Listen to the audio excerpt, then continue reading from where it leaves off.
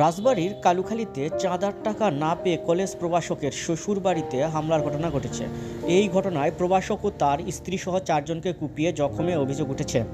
গতকাল শুক্রবার রাত 8:30টার দিকে এই ঘটনা ঘটে উপজেলার বোয়ালিয়া ইউনিয়নের বাস্তখোলা গ্রামে। এই ঘটনায় 3 জনকে আটক করেছে পুলিশ।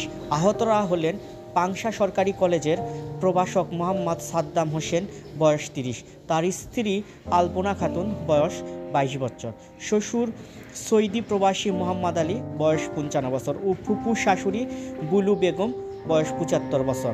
আহতদের মধ্যে বুলু বেগম ফরিদপুর মেডিকেল কলেজ হাসপাতাল ও অন্যান্যরা পাংশা সরকারি হাসপাতালে চিকিৎসাধীন। সাদ্দাম বোয়ালিয়া ইউনিয়নের শ্যামসুন্দরপুর গ্রামের মোহাম্মদ বাদশা খানের ছেলে। পাংশা সরকারি হাসপাতালে চিকিৎসাধীন প্রভাষক সাদ্দাম বলেন, প্রায় 2 মাস আগে বাস্তখোলা গ্রামের সাদ্দামের শ্বশুরবাড়ি এলাকা কালাম ওরফে ডাবলান আমার কাছে চাঁদা চায়। তারা বিএনপি রাজনীতি করে বিধায় বিষয়টি বিএনপির কয়েকজন নেতাকে জানায়। তারা আমাদের ডেকে মীমাংসা করে দেন। প্রভাষক সাদ্দাম আরও বলেন, ঘটনার দিন সকালে আমি বাস্তখোলা গ্রামে আমার শ্বশুর বাড়িতে যাই। রাত 9টার দিকে আমার শ্বশুরের সঙ্গে বসে কথা বলছিলাম। এই সময় ডাবলান ঘরের মধ্যে ঢুকে আমাকে বাইরে ডেকে আনে। এই সময় ডাবলান ও তার ভাই সম্রাট, চাচা বাক্কার মণ্ডল, তার ছেলে দলু মণ্ডল সহ 10-12 জন আমাকে এলোপাথারি মারতে শুরু করেন। এই সময় চিৎকার শুনে আমার স্ত্রী, শ্বশুর ও ফুপু শাশুড়ি এগিয়ে এলে তাদের ধারালো অস্ত্র দিয়ে কুপিয়ে জখম করে। ডাবলান আমাকে হত্যার উদ্দেশ্যে পিস্তল বের করে গুলি করতে গেলে ধস্তাধস্তির গুলি করতে ব্যর্থ হয়।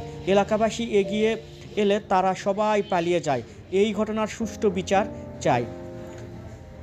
সরেজমিন গেলে ডাবলানের চাচা বক্কার মণ্ডল বলেন, আওয়ামী লীগের আমলে প্রভাষক সাদ্দামরা আমাদের মেরেছিল। এখন আমরা ক্ষমতায়, তাই আমরা মেরেছি। অভিযুক্ত অন্যদের বাড়িতে পাওয়া যায়নি। স্থানীয়রা জানান, আওয়ামী লীগ সরকারের পতনের পর ডাবলান ও তার লোকজন এলাকায় প্রকাশ্যে দেশীয় অস্ত্র নিয়ে চাঁদাবাজি করছে। ভয়ে তাদের বিরুদ্ধে কেউ কথা বলতে পারছে না। স্থানীয়রা আরও জানান, আহতরা কেউই কোনো রাজনৈতিক দলের সঙ্গে সম্পৃক্ত নয়, তবে হামলাকারী বিএনপির রাজনীতির সঙ্গে সম্পৃক্ত। এই বিষয়ে কালুখালী থানার ভারপ্রাপ্ত কর্মকর্তা ওসি মোহাম্মদ জাহিদুর রহমান বলেন, সংবাদ পাওয়ার সঙ্গে সঙ্গে ঘটনাস্থলে পুলিশ পাঠানো হয়েছে। আহতরা হাসপাতালে চিকিৎসাধীন রয়েছে। মামলা কার্যক্রম প্রক্রিয়াধীন। তবে এই ঘটনায় মোহাম্মদ রাজীব মণ্ডল, বয়স 38 বছর, তার বাবা মক্কার মণ্ডল, বয়স 60 বছর ও রফিক মণ্ডলকে 45 আটক করা হয়েছে। অন্যদের গ্রেপ্তারের অভিযান চলছে। থানা সূত্রে জানা যায়, কালাম ওরফে ডাবলানের বিরুদ্ধে নারী নির্যাতন, ডাকাতি, মারামারি মামলা রয়েছে। তার ভাই সম্রাটের বিরুদ্ধেও রয়েছে একাধিক মামলা।